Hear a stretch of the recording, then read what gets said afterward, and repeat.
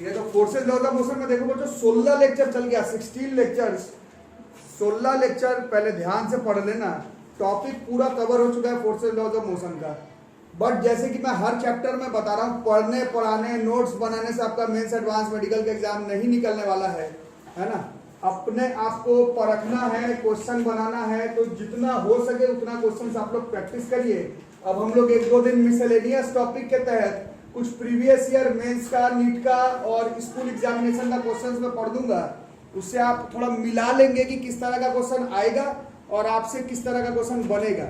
ठीक है, जैसे आज जो पहला क्वेश्चन देख रहे हैं ट्रिपल 2003 का है, एनसीईआरटी का है, और बिल्कुल ऐसा ही क्वेश्चन लगातार रिपीटेड होते रहता है फोर्सेज लॉज ऑफ मोशन में। क्या कह रहा है? हॉरिजॉन्टल फोर्स ऑफ 10 न्यूटन, एक दीवार है लगता है, एक ब्लॉक है।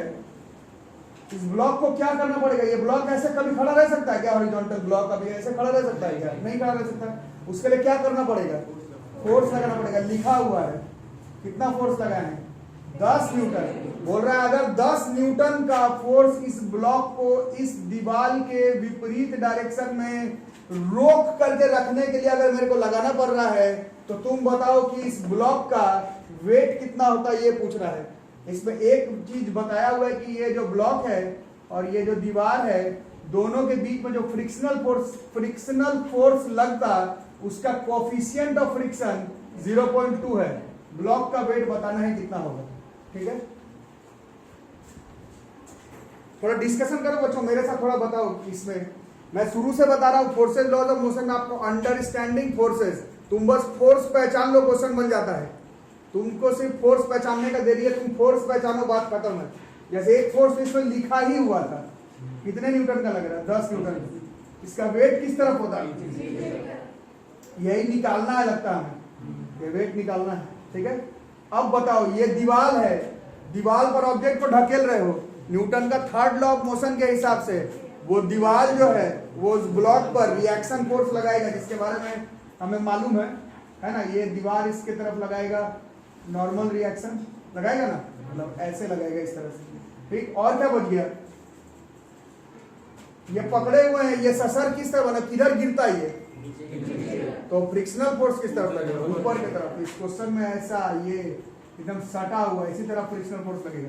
इतना पहचान लिए तो ये क्वेश्चन खत्म। नहीं पहचान पाए तो ये कभी बनेगा नहीं जिंदगी में तुमसे। ठीक, अब कौन किसके बराबर है? ये एन को आर लिख देना नॉर्मल रिएक्शन को, क्योंकि 10 न्यूटन का भी एन लिखा होगा, तुम्ही को कंफ्यूजन ना हो जाए घर पर। तो ये तो रोके हुए है, बराबर पर है। इसका मतलब क्या हुआ कि ये जो नॉर्मल रिएक्शन है वो 10 के बराबर है। यूनिट बाद में लिखते हैं, कंफ्यूजन हो जाएगा। ठीक है, और अभी ये रुका हुआ है, अभी ये गिरा नहीं है। इसका क्या मतलब हुआ? इसके वेट को ये फ्रिक्शनल फोर्स अभी बैलेंस किया हुआ है। इसका मतलब है फ्रिक्शनल फोर्स ही वेट के बराबर हो जाएगा। फ्रिक्शनल फोर्स का दुनिया में, यूनिवर्स में, मल्टीवर्स में एक ही फॉर्मूला है, mu R. This is 10, mu का वैल्यू गिवन है 0.2, आर हम लोग ऊपर से निकाल लिए 10 है। नहीं, हम लोग निकाल क्या रहे, वेट निकाल रहे हैं। अच्छा एक मिनट, म्यू सॉरी यहाँ पर म्यू आर फ्रिक्शनल फोर्स, इसका वेट के बराबर, वेट को वेट ही रहने देते हैं, mg भी लिख सकते हो, वेट ही निकालना है। वैसे म्यू के जगह म्यू, आर के जगह पर 10 ही था। हाँ, यहाँ से ये वेट म्यू की वैल्यू 0.2 इंटू 10, इससे वेट की value comes out to be 2 newton. This is the answer. Yes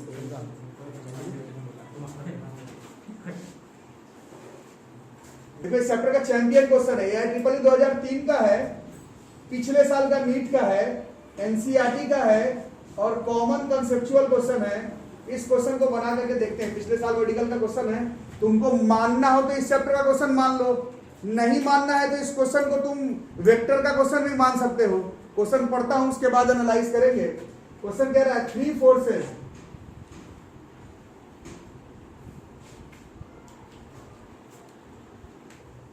देखो क्वेश्चन क्या कह रहा है। ये ट्रिपल 2003 का है, पिछले साल मेडिकल का क्वेश्चन है, एनसीईआरटी में भी दिया हुआ क्वेश्चन है। 3 forces starts acting simultaneously on a particle moving with velocity v। एक पार्टिकल है, वो मूव कर रहा है किस वेलोसिटी से? v से। उस पर कौन एक्ट कर रहा है? 3 फोर्स। किस तरह से? जैसे डायग्राम में दिया हुआ उस तरह से। ये तीनों फोर्स है, AB, BC AC, इन फोर्सेस का मैग्नीट्यूड ऐसे दिया हुआ है, AB BC AC, वैल्यू नहीं दिया हुआ है, और डायरेक्शन दिया हुआ है, इसका ऐसे और इसका ऐसे। ठीक, क्वेश्चन समझ में आ रहा है? एक पार्टिकल है, उसका वेलोसिटी है v, उस पर कितने तरह का फोर्स काम कर रहा है? 3। कैसे? ऐसे 3 फोर्स उस पार्टिकल पे काम कर रहा है। अब फोर्स लगने के बाद उस पार्टिकल का वेलोसिटी के साथ क्या होगा, यही तुम्हारा क्वेश्चन है। पहला ऑप्शन कह रहा है वेलोसिटी कम हो जाएगा, दूसरा ऑप्शन कहता है वेलोसिटी ज्यादा हो जाएगा, तीसरा कह रहा है वेलोसिटी का जो मैग्नीट्यूड है वो BC के डायरेक्शन की तरफ चलेगा, जिधर BC है उस तरफ जाने लगेगा, और चौथा कह रहा है कि वेलोसिटी जैसा है वैसे ही रह जाएगा। ये क्वेश्चन है, इस तरह से फोर्सेस का डायरेक्शन है। वैल्यूज नहीं दिया हुआ है बट डायरेक्शन दिया हुआ है, ये फोर्स ऐसे, ये फोर्स ऐसे, और ये फोर्स किस तरह से एक्ट कर रहा है एक पार्टिकल पर जो कि पहले से मूव कर रहा था वेलोसिटी v से। तीनों फोर्स लगने के बाद उस पार्टिकल के साथ क्या होगा, यही क्वेश्चन आपको बता। देखो कुछ लोग पकड़ लिए, ये किताब में तो तुमको फोर्सेस लॉज ऑफ मोशन, जो भी बुक है आपके पास प्रीवियस ईयर का, जेई का, नीट का, उसमें ही आपको फोर्सेस लॉज ऑफ मोशन में मिलेगा। बट ये क्वेश्चन आपके पास वेक्टर वाली जो किताब है, वेक्टर का इंपॉर्टेंट क्वेश्चन फिजिक्स में, उसमें भी आपको मिल जाएगा। ये आउट एंड आउट वेक्टर का क्वेश्चन है, और forces and laws of motion का तो है ही। देखो triangle law of vector addition मेरे ख्याल से सब लोगों का क्लियर होगा, पढ़े होंगे। क्या था? अगर ये वाला वेक्टर था और ये वाला वेक्टर था, ऐसे ही होता है। ये अगर P वेक्टर, ये Q वेक्टर, तो triangle law of vector addition कहता है इसके टेल से इसके हेड को जो ज्वाइन करते हैं वो रिजल्टेंट होता है P vector plus Q vector, यही होता है। तो अब इसका ये देखो, इसका नाम कुछ होता, मान लो ये P वेक्टर, ये Q वेक्टर, तो इसका रिजल्टेंट किस तरफ होता है? इसका इधर, इसका इधर। हाँ, तो इसका resultant P vector plus Q vector होता है। ये समझ में आ रहा है सबको? इन दोनों का रिजल्टेंट होता है P vector plus Q vector. किसका? P और Q का। बट इसमें तो ये वाला भी काम कर रहा है, C से A, ये तो इसका डायरेक्शन ऑपोजिट है, तो ये हो रहा है minus P vector plus Q vector. तो नेट फोर्स कितना हो गया? बोलो, सुनाई नहीं दे रहा है? 0 हो गया। कैसे? ये P वेक्टर है, ये Q वेक्टर है, इसका resultant P vector plus Q vector होता है जब इसका एरो मार्क ऊपर के तरफ होता है, बट इसका एरो मार्क तो नीचे के तरफ है। इसका मतलब P और Q का जो P vector plus Q vector होता है, वेक्टर एडिशन से वो माइनस P माइनस Q हो गया। तो इस डायग्राम के हिसाब से ट्राइंगल ऑफ वेक्टर एडिशन से इस पूरे का रिजल्टेंट 0 हो जाएगा। फिर से बताऊं, क्या रहा सबको? ये P प्लस Q, इसका एरो ऊपर के तरफ होता तो वो P vector plus Q vector हो जाता है, एरो मार्क नीचे के तरफ है, मतलब ये माइनस हो गया P vector plus Q vector. मतलब इस डायग्राम का नेट वेक्टर एडिशन 0 है। फोर्स का क्वेश्चन है, अलग बात है, इसका वेक्टर एडिशन 0 है। अरे समझ? तो फोर्स 0 हो गया। अब यहां तक तो सिर्फ वेक्टर का कॉन्सेप्ट था, अब फोर्सेस लॉज ऑफ मोशन का भी तो लगा लें, आखिर तो ये फोर्सेस लॉज ऑफ मोशन का क्वेश्चन है। तो फोर्स का फॉर्मूला तुम 9th का कॉन्सेप्ट लगा लो चाहे 11th का, दोनों से आ जाएगा। फोर्स का फॉर्मूला हमें मालूम है, मास इनटू एक्सेलरेशन। ये नेट फोर्स 0 आ रहा है, इसका मतलब ये पूरा 0 हो गया। मास 0 हो नहीं सकता है कभी भी, इसका क्लियर कट मतलब है कि एक्सेलरेशन 0 हो गया।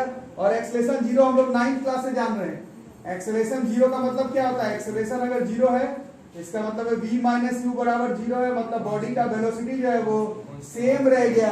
एक्सेलरेशन 0 का यही मतलब होता है, 9th क्लास से हम लोग पढ़ रहे हैं। एक्सेलरेशन 0 का मतलब बॉडी का स्पीड वेलोसिटी चेंज नहीं होना, तभी एक्सेलरेशन 0। एक्सेलरेशन 0 से फोर्स 0। अरे समझ में? So this is v remaining unchange. एक number, these are challenging questions. Mains NEET ऐसे क्वेश्चन से डिसाइड होगा कि आपसे निकल रहा है कि नहीं। बड़ा बड़ा भारी भरकम क्वेश्चन, 7 पुल्ली लगा करके, 12 उसमें टेंशन लगा करके, पॉइंट में आंसर निकाल करके, उससे ये नहीं पता चलेगा कि आपसे मेंस नीट निकल रहा है कि नहीं। मेंस नीट एडवांस ऐसा कॉन्सेप्चुअल क्वेश्चन से पता चलेगा। ठीक है, तो ये देखो बच्चों, मेडिकल 2016 का क्वेश्चन है, बैंकिंग ऑफ रोड निकाल दो। मेरे वीडियो में ये आपको एक अलग टॉपिक ही दिख जाएगा, banking off road. School examination जिन लोगों का सामने है, इसका प्रूफिंग स्कूल एग्जामिनेशन में भी आता है। Banking, bending, class 11, forces laws of motion, circular motion का इंपॉर्टेंट टॉपिक है। और जैसे कि मैं हमेशा बताते रहता हूँ, नीट उठ के एग्जाम में फिजिक्स में खास क्वेश्चन नहीं पूछा जाता है, सीधा फॉर्मूला वगैरह ही पूछ लिया जाता है। जैसे ये क्वेश्चन हम लोग पढ़े थे, प्रूफिंग पढ़े थे, a car is negotiating a curved road of radius r। ये बैंकिंग ऑफ रोड पढ़ाया था आप लोगों को। प्रूफिंग तो करूंगा नहीं, 2 पेज का प्रूफिंग था इसका। फाइनल फॉर्मूला हम लोगों को जो याद आ रहा होगा वो बताएंगे। इसको बैंक किया गया है, याद होगा बताया था कि किस तरह से कर्व्ड रोड को थोड़ा सा एक एंगल पर बैंक किया हुआ रहता है ताकि जो वेलोसिटी है, सेफ वेलोसिटी, उसका वैल्यू थोड़ा बढ़ा हुआ रहे। बताया था सगुना मोड़ से लेकर के किसी भी गोलंबर में आप देखेंगे साइड साइड से रोड थोड़ा सा एक एंगल पर बैंक किया हुआ रहता है। पहले के वीडियोस में मैं पढ़ा चुका हूं, अब पढ़ाऊंगा नहीं। हम लोग थोड़ा डिस्कशन करते हैं कि हमने ये वैल्यू डिराइव किया था, तो आप ही देख करके बताओ कि वेलोसिटी कितना डिराइव किया था। Under root r g into sine theta plus mu s cos theta divided by cos theta minus mu sine theta. हमने ये डिराइव किया है, आपको किताब में यही डेरिवेशन मिलेगा।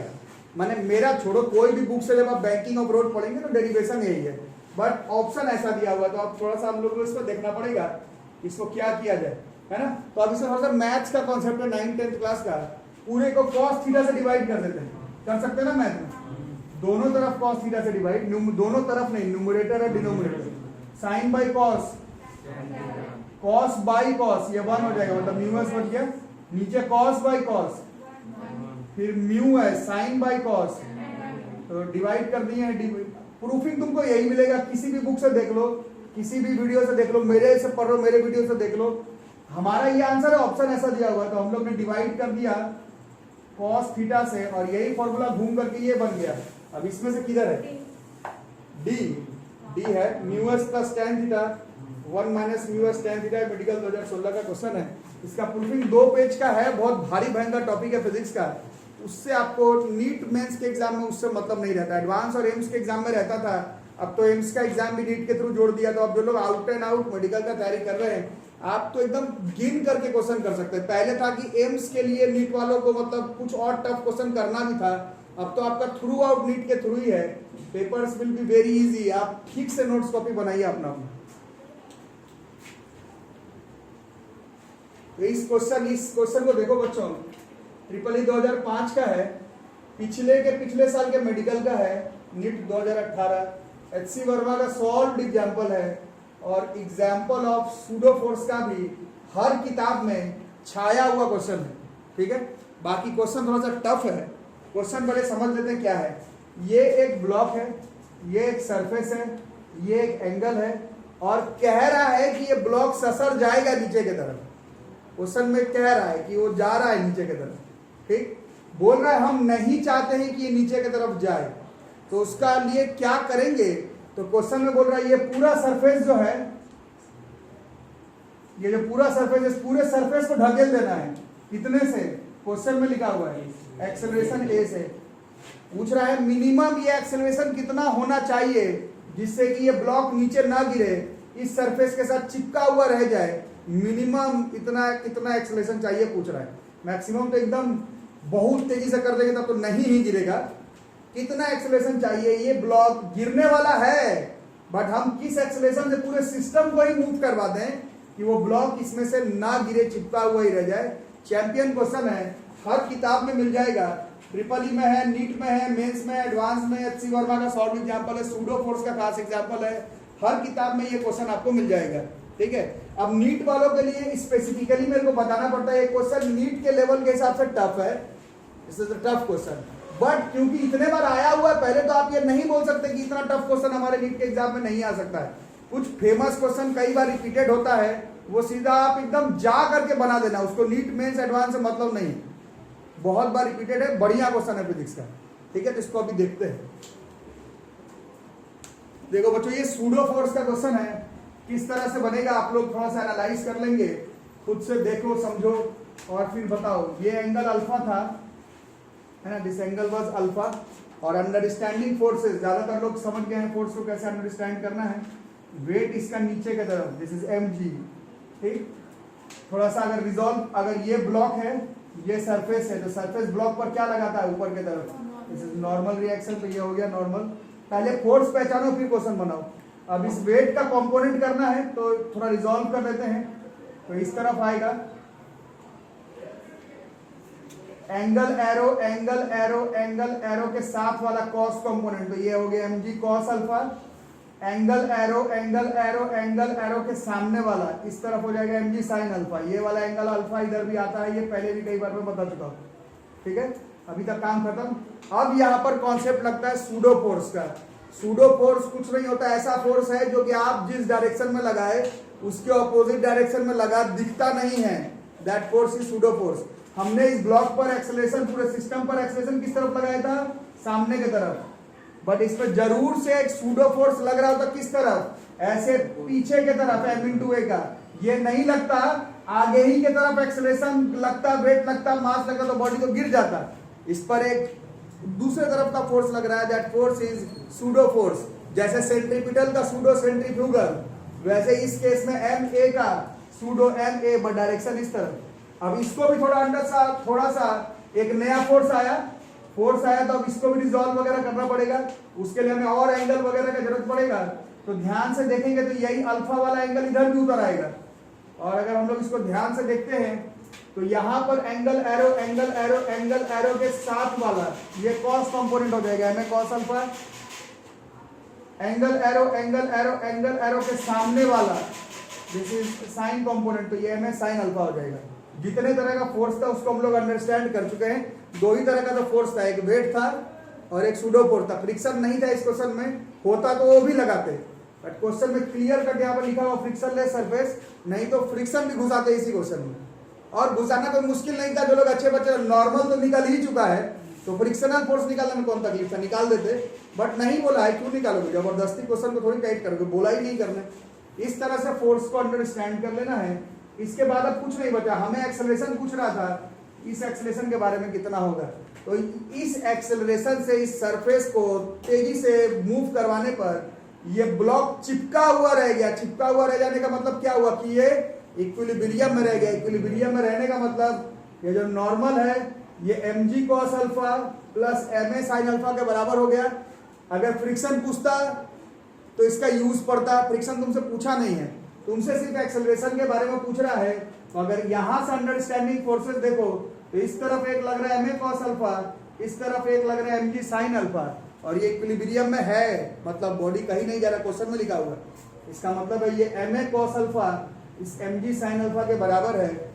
m कट जाएगा, a बराबर g tan अल्फा। आंसर आपको दो लाइन में दिखेगा, but it is a very tough question that is asked in case of pseudo force का एग्जांपल भी बोल सकते हो उसको, अंडरस्टैंडिंग फोर्सेस का भी, वेक्टर का भी, रिजल्टेंट रिजोल्यूशन का भी। वैसे ये सूडो फोर्स का चैंपियन क्वेश्चन है, हर किताब में आपको मिल जाएगा ये सॉल्व एग्जाम्पल में। जो भी बुक आप पढ़ते हैं सब में ये क्वेश्चन आपको सॉल्व एग्जाम्पल में मिलेगा। सो रिपीटेड क्वेश्चन, ठीक है, इसको नोट कर लो। ये देखो, ये होमवर्क भी परसों दिया था, एनसीईआरटी का लास्ट क्वेश्चन एक्सरसाइज का, एकदम last question, it's tough question. ठीक है, क्या कह रहा है, एक थिन सर्कुलर लूप है, डायग्राम भी दिया हुआ किताब में, ऐसा एक थिन सर्कुलर लूप है, इसका रेडियस दिया हुआ है, कितना है, कैपिटल आर दिया हुआ। ठीक है, ये रोटेट कर रहा है अबाउट इट्स वर्टिकल डायमीटर। जैसे ये बॉल है, इसका वर्टिकल डायमीटर है, उसी के अराउंड उस बॉल को रोटेट करना। आ रहा है समझ में क्या? कोई भी एक बॉल ले लो, एक ऊपर से एक ऐसा वर्टिकल डायमीटर मान लो, उसको आर पार जाता है वर्टिकल डायमीटर, उसी के अराउंड बॉल को रोटेट करवाना है गोल गोल गोल। क्वेश्चन में कह रहा है, ठीक, vertical diameter with N angular frequency omega. किस डायरेक्शन में जा रहा है मेरे को मालूम नहीं, तो ऐसा अपने से ले लेते कि मान लो ऐसे जा रहा होगा, तुमको ऐसे लेना है तो ले लो, उससे कोई फर्क नहीं पड़ता। सिर्फ दो ही चैप्टर में फर्क पड़ता है, 12th क्लास में मैग्नेटिक्स में और 11th क्लास में रोटेशनल मैकेनिक्स चैप्टर में। इसमें कहाँ तुम डायरेक्शन ले रहे हो उस पर भी फर्क पड़ जाएगा। इसमें तो बोला ही नहीं, तो तुम ऐसे मान लो चाहे ऐसे, उससे कोई फर्क पड़ने वाला नहीं है। आंसर पर मान लेते कि इस डायरेक्शन में गोल गोल गोल जा रहा था, क्वेश्चन में लिख रहा, मैं नहीं बोल रहा ऐसा। अब एक स्मॉल बीड, बीड का मतलब क्या होता है, मोती होता है या दाना, कुछ समझ लो। इस पूरे बॉल में एक दाना कहीं पर है, इस तरह से, ठीक। कॉमन सेंस क्या कहता है, ये बॉल अगर ऐसे तेजी से गोल गोल गोल गोल गोल घूमेगा तो ये दाना क्या होगा, घूमेगा। कंफर्म, ठीक, यही पूछ रहा है आपको। पूछ रहा है कि ये दाना एकदम लोअर मोस्ट पॉइंट पे तभी रहेगा जब एंगुलर वेलोसिटी का जो वैल्यू है, जिससे ये गोल गोल गोल घूम रहा था, उसका वैल्यू √g/r से कम होता। अगर उससे ज्यादा हो गया तो ये दाना एकदम लोअर मोस्ट पॉइंट पर नहीं रह करके कहीं ऊपर ऊपर आगे पीछे चला जाएगा। यही क्वेश्चन का मीनिंग है। क्वेश्चन में कह रहा, मैं नहीं कह रहा, क्वेश्चन में बोला शो दैट लिखा हुआ है, show that small bead on the wire loop remains at the lower most point for omega less than equal to ji by r. Omega जिससे ये घूम रहा था ये बॉल, ये जी बाई आर से कम होगा, रूट जी बाई आर से, तभी अपने लोअर मोस्ट पॉइंट पर रहेगा। क्वेश्चन में बोल रहा है ऐसा, पहला चीज तो ये बोल रहा है। दूसरा पूछ रहा है कि अगर ओमेगा का वैल्यू 2gr बाई आर हो, under root 2gr by r, omega का वैल्यू जिससे गोल गोल गोल घूम रहा है, तब अगर ये 2gr बाई आर हो, तब तो ये लोअर मोस्ट पॉइंट पर नहीं रहेगा। ऊपर बोल रहा है रूट जी बाई आर से छोटा वैल्यू होगा तो बिल्कुल नीचे रहेगा। Under root 2gr by are पर रहा तो कहां रहेगा? सबसे नीचे नहीं रहेगा, क्योंकि ऊपर सो दैट बोला हुआ है। सबसे नीचे नहीं रहेगा तो कहां रहेगा? कहीं रहेगा। तो जब कहीं रहेगा तो उस समय उसका एंगल पूछ रहा है कितना होगा। What is the angle made by the radius vector joining the centre of the Beed with the vertical direction. ये वाला एंगल आपसे बाद में पूछ रहा है कि कितना होगा। क्वेश्चन समझ में आ रहा है? फिर से बताओ, ठीक है। पहले तो ओमेगा का value under root g by r से छोटा होगा तब सबसे नीचे रहेगा। अगर ओमेगा और थोड़ा तेजी से घुमाए 2gr under root 2g by r से, तब ये कहीं ऊपर आ जाएगा। ऊपर आ जाएगा तो सेंटर के साथ क्या एंगल बनाएगा, ये आपसे बाद में पूछा जा रहा है। तो ये क्वेश्चन है हमारा, ठीक है। इसको अभी अप्रोच करेंगे हम, ठीक है। डायग्राम बना लो। तो जैसे कि मैं शुरू से बता रहा हूं, फोर्सेस लॉज ऑफ मोशन का जितना भी भारी से भयंकर क्वेश्चन हो, वो अगर आप फोर्स कौन कौन सा लग रहा है वो पहचान लिए तो क्वेश्चन बन जाएगा। फोर्स नहीं एंगल पर बैठा पाए तो, जब फोर्स कौन कौन सा लग रहा है वही नहीं पहचान पाए तो बनेगा कहां से, है ना। तो पहला काम वो करेंगे, आंसर आए नहीं आए फोर्सेस लॉज ऑफ मोशन में, अंडरस्टैंडिंग फोर्सेस, फोर्स पहचानना सीखो, ठीक है। क्योंकि लास्ट का क्लास है, अब नहीं तो कब, अब तो अगले 2 दिन में वर्क एनी पावर शुरू हो जाएगा। वो कंपैरेटिवली इजी चैप्टर है ना। तो बताओ, ये बीड है, वेट किस तरफ, और ये सरफेस है ऐसे, ये बीड पर क्या लगाएगा? ऊपर की तरफ। This is our normal reaction, ठीक है। और है कुछ और नहीं है, फ्रिक्शन होता कहीं ना कहीं बट नहीं है। अब थोड़ा सोचते हैं, जैसे ये गोल गोल गोल घूमना शुरू करेगा, जो बॉल गोल गोल गोल घूम रहा है, तो ये बीड भी गोल गोल गोल जाएगा, मानते हो ना। बट ये क्या, कैसा गोल गोल गोल जाएगा? इसका जो गोल गोल होगा वो इतने ही के बीच में रह जाएगा गोल गोल। इसका गोल गोल तो यही ना रह जाएगा, यहां से ऐसे जा रहा है बॉल, ये ऐसे ही गया, यहां से ऐसे गोल गोल, ये बीड तो इसी के बीच में रह जाएगा। अरे आ रहा समझ में? अरे हाँ ना बोलो भाई। ये बिल्कुल अगर नीचे, अगर एकदम यहीं पर होता तो ये इसका जीरो ही होता एक्चुअली। कहाँ जाता? वहीं रह जाता। थोड़ा ऊपर है तो इस तरह से गोल गोल गोल जाएगा, ठीक है। कोई डाउट इसमें? अब थोड़ा सा और बातें करते हैं। और कोई फोर्स लग नहीं रहा है इसमें, अब थोड़ा सा इसको एनालाइज कर लें। अच्छा, कुछ लोग इसमें बोलते हैं टेंशन लगेगा। टेंशन नहीं लगेगा, वो कोई रस्सी से बीड बांधा हुआ नहीं है, बीड उस बॉल के अंदर है बस। वो तो लाइन इसलिए जोड़ा हूं क्योंकि उसमें नॉर्मल दिखाना है, रेडियस वेक्टर वर्ड लिखा हुआ है। वो रस्सी नहीं है, रस्सी के थ्रू अगर जोड़ा हुआ रहता वो दाना तो टेंशन भी लगाते, तो उसका नहीं है कॉन्सेप्ट, उससे आसानी से बन जाना चाहिए। इस एंगल को अभी लेते हैं थीटा, ये वाला एंगल हो जाएगा theta. Angle arrow angle arrow angle arrow के साथ वाला एन कॉस थीटा, और angle arrow angle arrow angle arrow के सामने वाला this is an sine theta. देख रहे हो, समझ में आ रहा है? इसका गोल घूमने वाले का कुछ पोजीशन मान लेते हैं। ए यहाँ पर, वो तो पहले से है, बी सी ऐसा, ठीक है। समझ में आ रहा है? इस सर्कुलर मोशन का ये जो अंदर ये जो गोल गोल गोल जा रहा है, इसका भी कुछ रेडियस होगा। इसके रेडियस को स्मॉल आर से डिनोट करते हैं, क्योंकि कैपिटल आर से तो इस पूरे का आर डिनोट किया हुआ क्वेश्चन में, ठीक है। तो डाउट? अब तुम्हारी बारी आ गई बताने की। अब थोड़ा सोच सोच के बताओ, एन कॉस थीटा किसके बराबर जा रहा है? थोड़ा सोच के बताना, गलत बताओगे तो गलत ही आएगा। N cos theta, N capital N कुछ लिखा हुआ था क्या? नहीं दिया तो, मतलब ये कट जाएगा, इसलिए नहीं दिया, ठीक है। एन कॉस थीटा और एन साइन थीटा। अब आपकी बारी आ गई। इसी फोर्स से, ये फोर्स किस तरफ लग रहा है? सेंटर के तरफ, वाया रेडियस। सर्कुलर मोशन में वो फोर्स जो सर्कल के सेंटर के तरफ लगे वाया रेडियस, उसी फोर्स को सेंट्रीफ्यूगल फोर्स कहते हैं। ये इक्विलिब्रियम का क्वेश्चन नहीं है, ये तुम ही बोले हो। ये घूमेगा तो ये भी घूमेगा, जब ये घूम रहा है तो इक्विलिब्रियम का क्वेश्चन थोड़ी हो गया। ये ऊपर नीचे नहीं हो रहा है, n cos थीटा वेट को बैलेंस कर रहा है, बट ये n sin थीटा प्रोवाइड कर रहा है required centripetal force. Centripetal force का फॉर्मूला हम लोग पढ़ चुके हैं, mv स्क्वायर बाई आर होता है, तो सोच करके लगाएंगे this m v square by r, ठीक है। सेंट्रीपिटल फोर्स आप थोड़ा सोच के, ये r देखो, सोचो क्या क्या नहीं है क्वेश्चन में, m नहीं है मतलब ये कटेगा, ये r भी नहीं, ये तुम लिए हो क्वेश्चन में, कहीं ये r नहीं मेंशन था, तो ये सब अभी हमें मैनेज करना पड़ेगा। तो और सर्कुलर मोशन में जो लोग रेगुलर पढ़ रहे हैं, मोशन में भी, सर्कुलर मोशन में v बराबर r ओमेगा भी पढ़े थे, उसको लाते हैं जरा गेम में। दिस इज m, v के जगह पर r omega, this r square omega square by r, ये कट जाएगा, तो this is n sin theta. अभी भी प्रॉब्लम है, ये स्मॉल r खेल को खराब कर रहा है हमारा, ये स्मॉल r दिया हुआ नहीं था, ये हटेगा क्वेश्चन में से। कैसे हटाएंगे? ट्रिग्नोमेट्री से हटाएंगे। इस ट्रायंगल को देखते हैं, ये वाले को, O को, A को, B को, ये एंगल है थीटा, ये कौन सा रेडियस है? ये चाहिए आंसर में, ये तुम लिए हो मतलब ये हटाना पड़ेगा। साइन थीटा लगाओ, कितना होगा इस डायग्राम में? साइन थीटा बराबर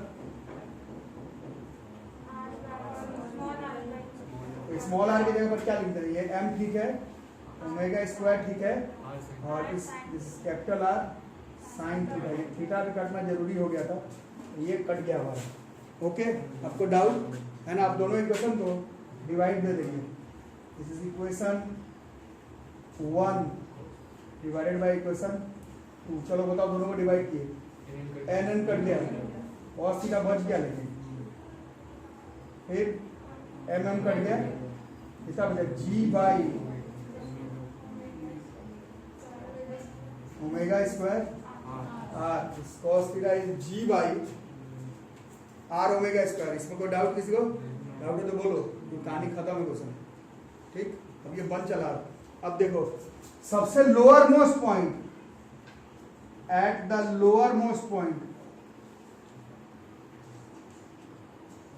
लोअर मोस्ट पॉइंट पे थीटा का वैल्यू कितना होगा? ये यहां पर आ गया, मान लो ये थीटा की वैल्यू कितनी हो गई? 0। लोअर मोस्ट पॉइंट पे थीटा की वैल्यू 0, cos 0 का वैल्यू 1, तो बिल्कुल लोअर मोस्ट पॉइंट पर भी चल रहे हो, तो इसका वैल्यू कितना हो गया? 1 g by omega square r। Omega square बराबर कितना हो गया? g by r। ओमेगा का वैल्यू कितना हो गया? Under root g by r। ये कहां पर है? ये बिल्कुल लोअर मोस्ट पॉइंट पर है। इसका मतलब क्या हुआ? लोअर मोस्ट पे मैथमेटिकली ओमेगा का value under root g by r है, ठीक है। तो अब इससे क्या होना चाहिए? अगर इससे ज्यादा हुआ तब क्या होगा?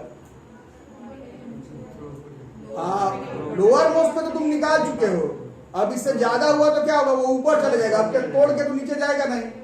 अगर इससे ज्यादा हुआ तो ऊपर चला जाएगा, कम हुआ तो लोअर मोस्ट में रह जाएगा। यही क्वेश्चन है, इसको मैथमेटिकली पेंच नहीं लगाना है इसमें। लोअर मोस्ट पे रूट जी बाई आर आ रहा है, एकदम नीचे रूट जी बाई आर। तेज करोगे तो ऊपर चला जाएगा, और धीमा धीमा घुमाओगे तो अच्छा है, वो नीचे ही रह जाएगा। इसका मतलब है लोअर मोस्ट पॉइंट पे रह जाएगा, इस पे तो रहेगा ही। इससे अब तुम कम भी कर दो तो भी ये जो बीट है वो एकदम अपने लोअर मोस्ट पॉइंट पर रह जाएगा। ये पहला क्वेश्चन का आंसर है इसमें। तो डाउट, ये जो चैंपियन क्वेश्चन है, बच्चे बोलते हैं एनसीईआरटी नहीं बनाएंगे, मेंस एडवांस निकालेंगे। अरे आपको सिर्फ, अगर आप सिर्फ एनसीईआरटी भी बनाते हो तो उसमें एक से एक क्वेश्चन दिया हुआ है। इस रेंज का अगर तुम एक क्वेश्चन बिना किसी से हेल्प लिए बना सकते हो इस रेंज का, तो इससे छोटा मोटा क्वेश्चन जरूर बना जाओगे। These are very brilliant questions of this chapter, ठीक है। पहला क्वेश्चन ये हो गया, दूसरा तो अब खत्म ही है। अब पूछ रहा है कि दूसरे क्वेश्चन के लिए क्या है, इससे तेज स्पीड कर रहे हैं, कितना? Under root 2 g by r. ये तो सबसे लोअर मोस्ट पे है, इससे तेज करने पर क्या होगा? ऊपर चले जाएगा, जैसे मेरे डायग्राम में, मेरे डायग्राम में ऊपर ही था, ठीक है। तो एट ओमेगा बराबर under root 2 g by r, तो यहाँ फॉर्मूला से हम लोग cos थीटा निकाले थे। यहाँ पर देख रहे हो, cos थीटा बराबर कितना आया हुआ था? G by omega square R. cos theta equal to ji by, ये बोल रहा है ओमेगा लेने, इसका स्क्वायर करेंगे कितना आ जाएगा? 2g बाई आर, और ये वाला आर है, ये वाला आर है ना बॉस, से कट जाएगा, इससे कट जाएगा। cos थीटा 1/2, थीटा 60 डिग्री होता है, थीटा इक्वल टू 60 डिग्री। तो ओमेगा अगर देख रहे हो under root g by r से बढ़ाए तो बॉल ऊपर जा रहा है, 60 डिग्री तक पहुंच गया, कमाओ, कोई दिक्कत नहीं, वो लोअर मोस्ट पॉइंट पर ही रह जाएगा। It's a very good question. बिना फ्रिक्शन गए तो थोड़ा आसान है, बट जो अच्छा बच्चा होता है पढ़ने में बोलता है सर फ्रिक्शन भी होता तो बना देते, क्योंकि नॉर्मल तक तो पहुंच ही चुके थे। नॉर्मल पहुंचा तो फ्रिक्शन बन ही जाता, म्यू इंटू आर से खींचिए लेते क्वेश्चन, ठीक है। बट फ्रिक्शन का क्वेश्चन ये नहीं था, ये डायनामिक्स और सर्कुलर मोशन का क्वेश्चन था, ठीक है। तो ऐसे ही मिसलेनियस टॉपिक के अंतर्गत अभी हम लोग और भी न्यूमेरिकल के चैप्टर में जो प्रीवियस ईयर मेंस में, एडवांस में और एचसी वर्मा और एनसीईआरटी का जो और भी क्वेश्चन है उसको मैं और करवाऊंगा। बट आपका काम रहा कि पहला 16 लेक्चर से इस चैप्टर का नोट्स अपना रेडी करके रख लो, बाकी क्वेश्चन तो अभी हम लोग करेंगे, ठीक है। मिलेंगे अगले क्लास में, तब तक के लिए थैंक यू।